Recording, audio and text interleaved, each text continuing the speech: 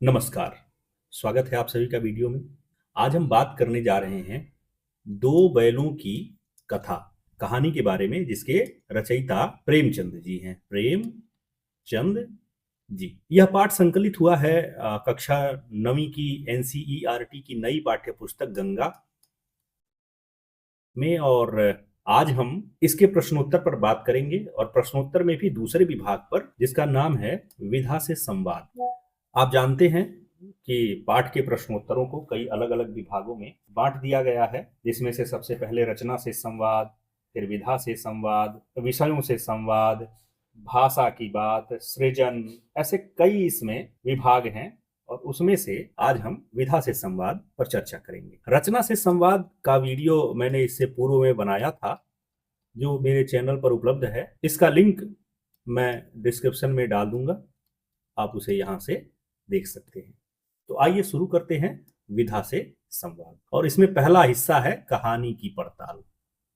पड़ताल का अर्थ होता है जांच परख, यानी हम जांचेंगे कहानी क्या है, कैसे है, इसमें क्या किन चीजों की आवश्यकता होती है, और एक कहानी की प्रमुख विशेषताएं क्या क्या होती हैं। निर्देश जो है वो दिया गया है कि कहानी ऐसी रचना है जिसमें जीवन के किसी एक अंग या किसी एक मनोभाव को प्रदर्शित करना ही लेखक का उद्देश्य रहता है। उसके चरित्र, उसकी जीवन शैली, उसका कथा विन्यास, सभी उसी एक भाव को पुष्ट करते हैं जिसे वह बताना चाहता है। कहानी जो होती है वो कोई कहानी वास्तविक माने सच्ची हो सकती है, या काल्पनिक घटनाओं पर आधारित हो सकती है। और इसमें वास्तविक या काल्पनिक पात्र भी हो सकते हैं। हो सकता है उसमें जो पात्र आए हैं, कैरेक्टर आए हैं, वो वास्तविक हो सकता है वो काल्पनिक हो, इमेजिनरी हो। तो कहानी के कुछ बिंदु दिए गए हैं नीचे, और कहा गया है कि आप कहानी लेखन की इस प्रक्रिया को ध्यान में रखते हुए एक कहानी का शीर्षक चुनिए और दिए गए मुख्य बिंदुओं को पूरा कीजिए।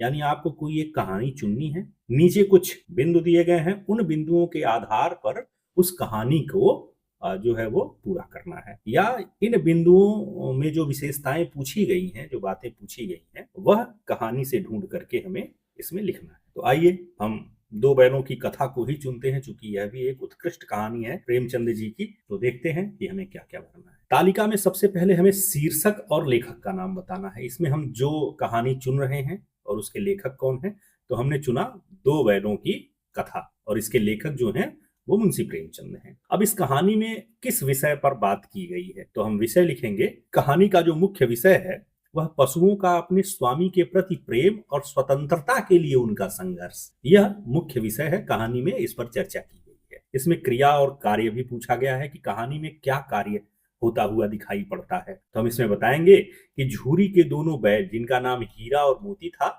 बार बार गया के घर से भागते हैं। गया जो झूरी का साला है, वह इन बैलों को ले गया है अपने घर, और ये बार बार वहां से भाग आते हैं। इसी में एक बार भागने पर वो पकड़े जाते हैं और काजी हौज में बंद होते हैं। अंततः फिर वहां से भी आजाद होकर वह वापस अपने घर पहुंचते हैं। तो ये क्रियाएं पूरी कहानी भर चलती हैं। कहानी में एक चीज और होती है जिसको कहते हैं परिवेश, देश काल और मुख्य विचार। परिवेश और देश काल वह होता है जिस तरह के वातावरण में वो कहानी लिखी गई है। तो इस कहानी का जो परिवेश है वह ग्रामीण भारतीय परिवेश है। खेत खलिहान की बात इसमें की गई है, और इसका मुख्य विचार यह है कि आजादी सहज नहीं मिलती। जब आप कहानी पढ़ेंगे तो आप देखेंगे कि हीरा मोती को अपनी आजादी प्राप्त करने के लिए कितना संघर्ष करना पड़ता है। तो इसका जो मुख्य विचार यही है कि आजादी सहज अर्थात आसानी से, सहज का अर्थ होता है आसानी से, नहीं मिलती है। इसके लिए बार बार संघर्ष करना पड़ता है, लड़ना पड़ता है। अगर हम इस कहानी के चरित्र और मुख्य पात्र की बात करें, तो इसमें जो हीरा और मोती दोनों बैल हैं,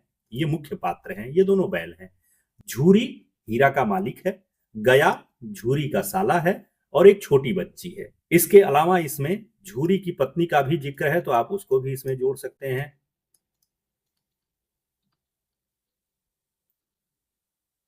इसका जिक्र है तो आप इसे और बढ़ा सकते हैं।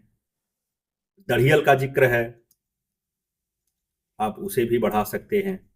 तो आवश्यकता अनुसार आप इस लिस्ट को और बड़ी कर सकते हैं। और सबसे अंत में परिणाम, इस कहानी में अंतिम परिणाम क्या निकला। तो कहानी का जो परिणाम है कि कड़ी परीक्षाओं और संघर्ष के बाद उनके जीवन में तरह तरह की समस्याएं आई, तरह तरह की परीक्षाएं उन्हें देनी पड़ी, अलग अलग परिस्थितियों में फंसे और निकले वहां से। उसके बाद दोनों बैल सुरक्षित अपने घर यानी झूरी के पास लौट आते हैं, जो उनकी जीत का प्रतीक है। ये तालिका आपको भरनी है। चलिए मान लीजिए आपको ये कहानी पसंद नहीं आई, आप किसी और कहानी के बारे में लिखना चाहते हैं, तो उसको भी हम लोग देख लेते हैं। एक कहानी प्रेमचंद की और देखते हैं जिसका नाम है ईदगाह। यदि आप दो बैलों की कथा के बारे में नहीं लिखना चाहते हैं तो आप इसके बारे में लिखिए। शीर्षक या जो मुख्य बिंदु है वो वही है, इसमें भी शीर्षक और लेखक है।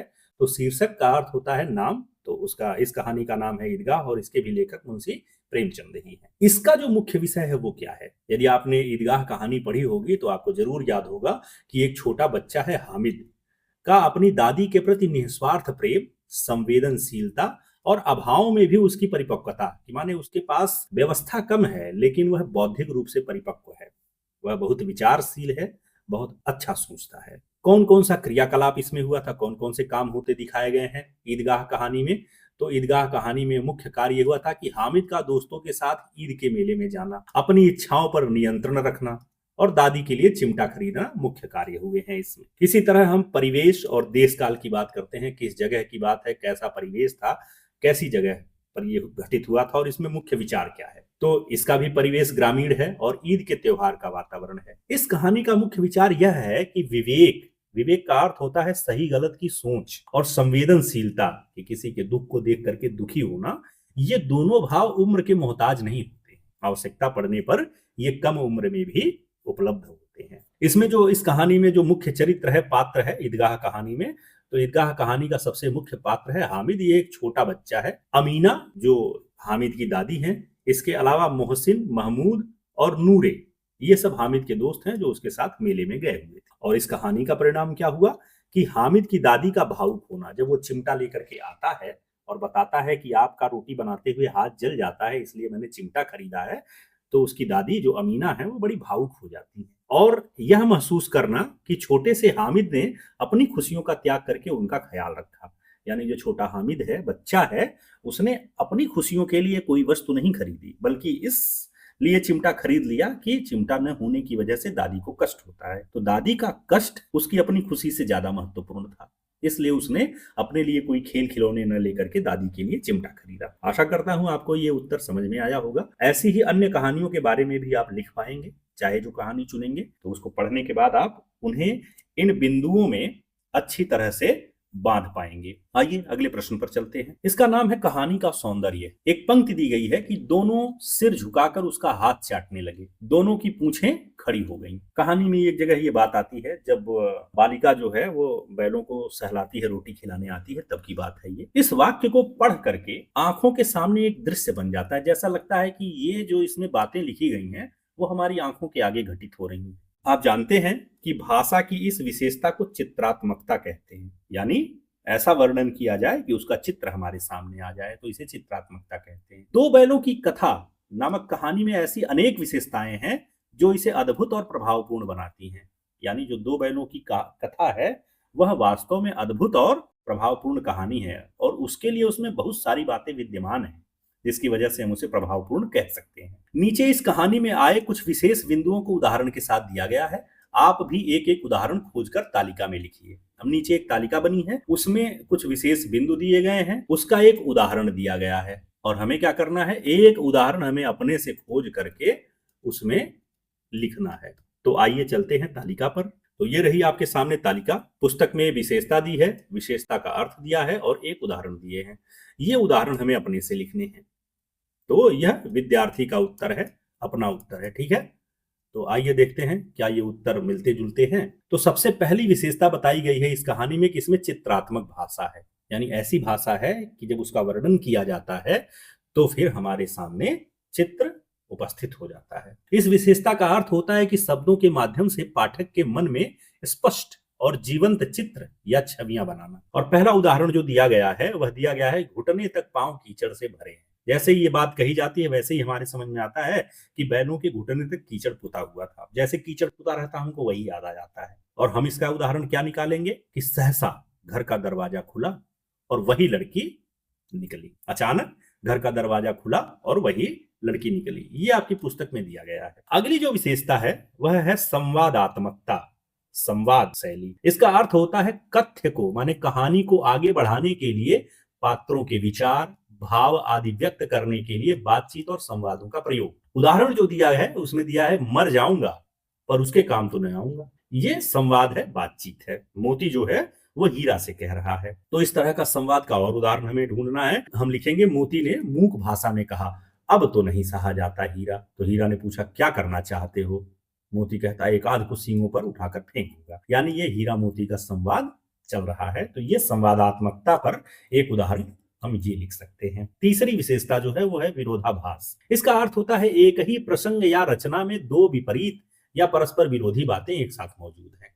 यानी पॉजिटिव और निगेटिव दोनों तरह की बातें एक साथ उपस्थित हैं। हाँ भी है, नहीं भी है, कुछ सही भी है और गलत भी है। इसका उदाहरण क्या है कहानी में? तो कहानी में उदाहरण दिया गया है कि झूरी बैलों को देखकर स्नेह से गदगद हो गया। यानी जब झूरी के बैल भाग आए तो वह तो बड़ा खुश हुआ, लेकिन झूरी की स्त्री ने बैलों को द्वार पर देखा तो जल उठी। यानी उसे ईर्ष्या। एक इसमें झूरी जो है वो स्नेह से गदगद हो रहा है, प्रसन्न हो रहा है, और उसकी पत्नी इसमें जल उठी। तो प्रसन्न होना और जलना दोनों विरोधी भाव हैं जो कहानी में आए हुए हैं। इसी तरह से यदि हम लिखें तो हम इसमें लिख सकते हैं कि प्रेम के इस प्रसाद की यह बरकत थी कि दो दो गाल भूसा खाकर भी दोनों दुर्बल न होते थे। जब छोटी बच्ची इन्हें रोटी खिलाती है तो एक एक रोटी वो खाते हैं और उसी के प्रभाव से केवल दो दो गाल भूसा, यानी बहुत कम भूसा खाते हैं, फिर भी दुर्बल नहीं होते। अब सामान्यतः जो कम खाएगा वह कमजोर हो जाएगा। दुर्बल का अर्थ होता है कमजोर होना। अब वो खाते नहीं थे फिर भी कमजोर नहीं होते थे। तो ये परस्पर विरोधी भाव हैं जो कहानी में आए हुए हैं। ऐसी ही अगली विशेषता है व्यंग्य। व्यंग्य का अर्थ होता है वह शैली जिसमें मजाक, हास्य या कटाक्ष, जिसे चुभते हुए संकेतों के माध्यम से किसी दोष, कुरीति, अन्याय या पाखंड या कमजोरी को प्रकट किया जाता है। इसे व्यंग्य कहते हैं। कहानी में कौन सा उदाहरण आया है? इसमें लिखा गया है कि भारतवासियों की अफ्रीका में क्या दुर्दशा हो रही है। अगर वे भी ईंट का जवाब पत्थर से देना सीख जाते तो शायद सभ्य कहलाने लगते। ये एक व्यंग्य है कि भारतीय जो हैं वो सीधे साधे हैं, इसलिए उनकी दुर्गति होती है। उनको भी ईंट का जवाब पत्थर से देना चाहिए। जैसी दुनिया है वैसे ही बदल जाना चाहिए। और ऐसे ही हमें व्यंग्य लिखना है एक जो इस पाठ में आया है। तो हम लिखेंगे कि ऋषियों मुनियों के जितने गुण हैं वे सभी उनमें पराकाष्ठा को पहुंच गए हैं गधे में, पर आदमी उसे बेवकूफ कहता है। अब कह रहे हैं कि जो ऋषियों मुनियों का गुण है वह पराकाष्ठा पर है, उच्च क्वालिटी पर है, और आदमी उसे बेवकूफ कहता है। सद्गुणों का इतना अनादर कहीं नहीं देखा। यानी सद्गुण किसी के अंदर हो और उसका इतना अनादर, उसकी इतनी बेइज्जती नहीं देखा। कदाचित सीधापन संसार के लिए उपयुक्त नहीं है। कहते हैं ऐसा लगता है कि सीधापन संसार के लिए उपयुक्त नहीं। तो ये एक व्यंग्य है कि संसार जो है वह सिधाई को महत्व नहीं देता, नहीं तो अगर देता तो गधे को महत्व देता। अगली विशेषता है संघर्ष। संघर्ष का अर्थ होता है दो विरोधी शक्तियों, विचारों, इच्छाओं या परिस्थितियों का आपस में टकराना। यानी परिस्थितियों का टकराव, विचारों का टकराव, शक्तियों का टकराव, इच्छाओं का टकराव, जो भी आप कह लीजिए। कहानी से उदाहरण दिया गया है कि उससे भिड़ना जान से हाथ धोना है। सांड को देख करके दोनों मित्र आपस में बात कर रहे हैं, लेकिन न भिड़ने से भी जान बचती नजर नहीं आती। बैल बनाम सांड, ये लड़ाई थी। अब कह रहे हैं कि भिड़ेंगे तो भी मारे जाएंगे, नहीं भिड़ेंगे तो भी मारे जाएंगे। तो ये परस्पर विरोधी बातें हैं। भागने पर भी जान नहीं बच रही है, लड़ने पर तो नहीं ही बचेगी। ऐसी हम खोज करके लिखेंगे तो हम लिख सकते हैं कि मोती ने सांकेतिक भाषा में कहा, मेरा तो जी चाहता है कि बच्चा को मार ही डालूं। अब उसने एक बात कही कि मैं तो चाहता हूं कि मार दूं। तो हीरा ने तिरस्कार किया कि गिरे हुए बैरी पर सींग न चलाना चाहिए। तो हीरा ने बताया कि नहीं, अगर कोई बैरी, कोई दुश्मन है, वो गिर गया है तो मोती कहता यह सब ढोंग है, बैरी को ऐसा मारना चाहिए कि फिर न उठे। अब यहाँ विचारों की टकराहट है। हीरा और मोती के विचार जो हैं अलग अलग हैं। अगली विशेषता है अतिशयोक्ति। इसे आप जानते हैं कि किसी भी पात्र, घटना, भाव या वस्तु का वर्णन इतना बढ़ा चढ़ाकर करना कि वह असंभव लगे या अविश्वसनीय लगे, विश्वास करने लायक न हो। कहानी से एक उदाहरण ढूंढ करके दिया गया है कि झूरी इन्हें फूल की छड़ी से भी न छूता था, उसकी टिटकार पर दोनों उड़ने लगते। अब फूल की छड़ी से न छूना असंभव है कि बिना बैलों को हाके डांटे जो है वो काम हो नहीं सकता, और उसकी टिटकार पर दोनों उड़ने लगते तो बैल उड़ नहीं सकते, बहुत तेज चलते हों, ऐसी भी स्थिति नहीं।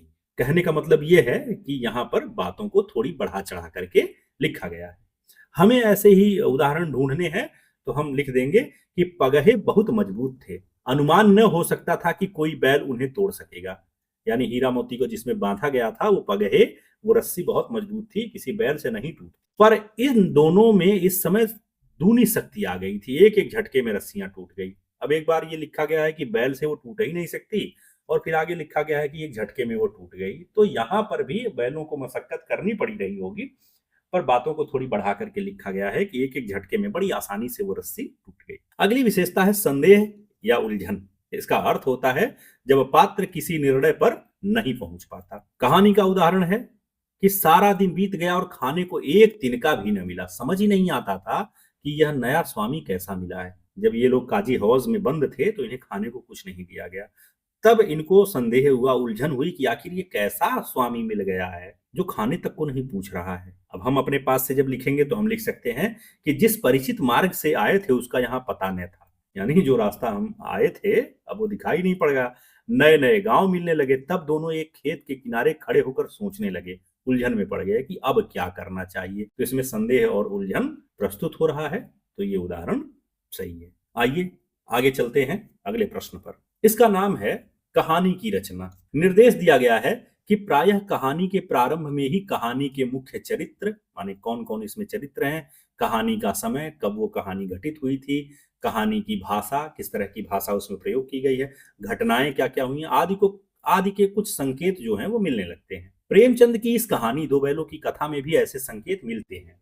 आप कहानी से ऐसे संकेत और बिंदुओं को ढूंढ करके लिखिए। तो हम इसका उत्तर लिखेंगे कि मुंशी प्रेमचंद द्वारा रचित दो बैलों की कथा के आरंभिक हिस्से में ही कहानी की रूपरेखा, पात्रों की प्रकृति और परिवेश के कई स्पष्ट संकेत मिल जाते हैं। किसी भी उत्कृष्ट माने अच्छी कहानी के तरह प्रेमचंद ने शुरुआत में ही पाठकों को कहानी की जमीन से जोड़ दिया है। यानी पाठकों को वो चीजें बताई हैं जिससे वे अपने आप को इस कहानी से जोड़ लें। अब इन संकेत बिंदुओं को हम निम्नलिखित रूप में देख सकते हैं। सबसे पहले उन्होंने मुख्य चरित्रों का परिचय करवाया। कैसे करवाया? गधे से शुरुआत और बैलों का आगमन।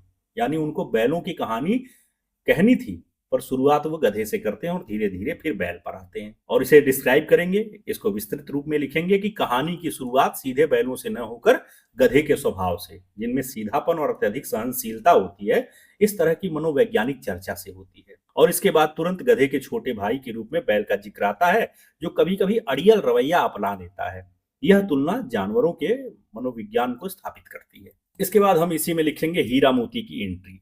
इसके बाद झूरी काछी और उसके दो बैलों हीरा मोती को मुख्य रूप से परिचित कराया जाता है, उनका परिचय दिया जाता है। बताया जाता है कि दोनों पछाई जाति के, देखने में सुंदर, काम में चौकस और डील में ऊंचे हैं।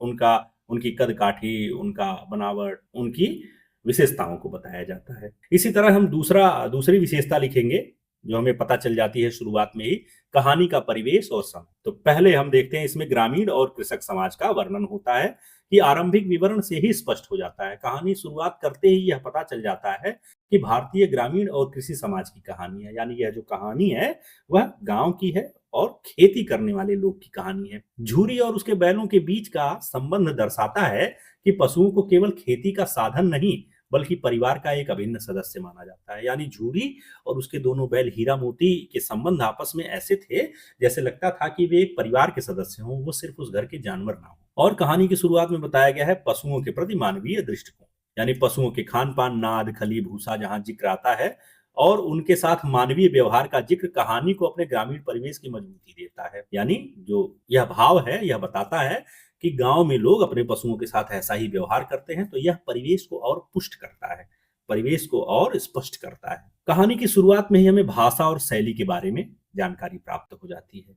और प्रेमचंद जी की जो शैली है वो सहज हिंदुस्तानी भाषा है जो उर्दू मिश्रित है। तो प्रेमचंद की भाषा हमेशा की तरह सहज, सरल और मुहावरेदार है, जिसमें हिंदी के तत्सम और तद्भव शब्दों के साथ उर्दू के शब्दों का भी स्वाभाविक प्रयोग हुआ है। जैसे निरापद और सहिष्णुता जो है, विषाद, ये सब तत्सम शब्द हैं, पछाई तद्भव शब्द है। तो इस तरह के शब्दों का प्रयोग उन्होंने किया हुआ है। तो ये था तीसरा प्रश्न और यहीं पर ये विभाग खत्म होता है जिसका नाम था विधा से संवाद। इसकी अगली वीडियो में हम बात करेंगे विषयों से संवाद पर। इसी तरह से हम इसके एक एक विभाग पर एक एक वीडियो बनाएंगे और इन सारी वीडियो को देखने के लिए आप जुड़े रहिए हमारे साथ। चैनल को यदि सब्सक्राइब न किए हों तो अवश्य कर लीजिए और यदि वीडियो पसंद आए तो अपने जानने वालों के साथ अवश्य साझा करें। धन्यवाद।